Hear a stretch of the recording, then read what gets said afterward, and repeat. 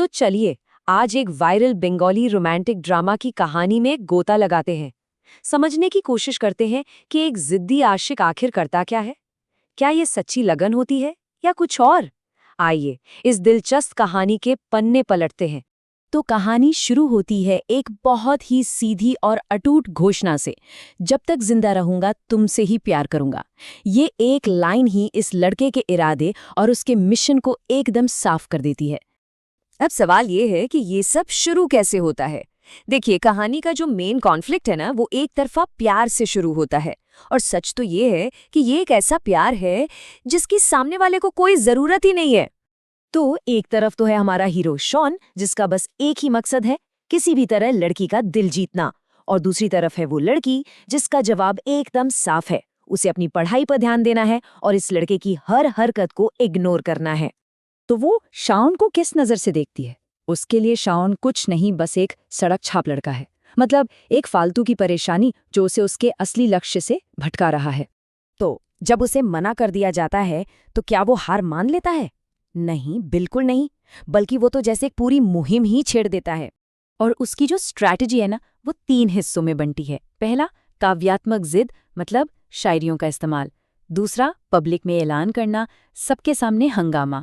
और तीसरा, थोड़ी नाटकीय धमकियां, मतलब हल्के फुल्के अंदाज में डराने की कोशिश।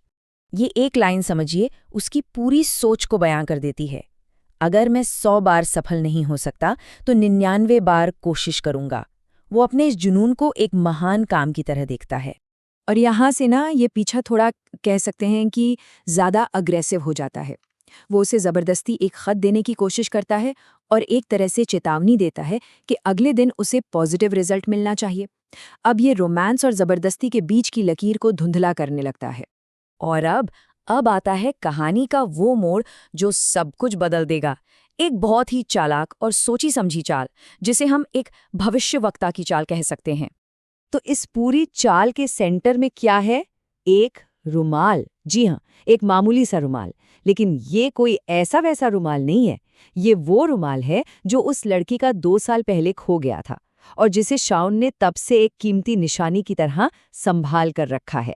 तो इस प्लान को कामयाब बनाने के लिए शॉन खुद एक पक्षी बाबा का भेष धर लेता है। अब ये पक्षी बाबा कौन होते हैं? ये एक तरह के भविष्य बताने वाले होते हैं, जिन्हें लोग मानते हैं कि उनके पास कोई खास शक्ति है। तो वो इसका इस्तेमाल करके एक मुलाकात का नाटक रचता है। तो देखिए ये पूरा खेल कैसे रचा गया। 2 साल पहले एक रुमाल गुम होता है और शॉन को मिल जाता है। आज अचानक से एक रहस्यमयी भविष्य बताने वाला सामने आता है। और फिर आती है असली चाल, जब वो बाबा दक्षिणा में उसी रुमाल की मांग कर बैठता है। और जब इस चाल का पर्दाफाश होता है, तब रुमाल का असली मतलब सामने आता है। जैसे ही इस धोखे का पर्दाफाश होता है ना, लड़की के लिए सब कुछ बदल जाता है। वो जिस लड़के को एक तरह से देख रही थी, अब उसे उसके बारे में अपनी पूरी सोच को बदलना पड़ता है। अब वो सोचने पर मजबूर हो जाती है। वो कड़ियां जोड़ने लगती है कि कोई एक मामूली सा रुमाल 2 साल तक क्यों संभाल कर रखेगा, वो भी एक खजाने की तरह। ये जो पूरी प्लानिंग की गई, ये उसकी गहरी भावनाओं का सबूत नहीं तो और क्या है। अब वो उससे सिर्फ एक परेशान करने वाला लड़का नहीं, बल्कि किसी से बेइंतहा प्यार करने वाला इंसान लगने लगता है। और फिर उसकी सहेली एक ऐसी बात कहती है जो उसके देखने का नजरिया ही बदल देती है। तुम्हारे लिए ये एक साधारण रुमाल है, लेकिन शॉनॉन के लिए ये भक्ति की वस्तु है।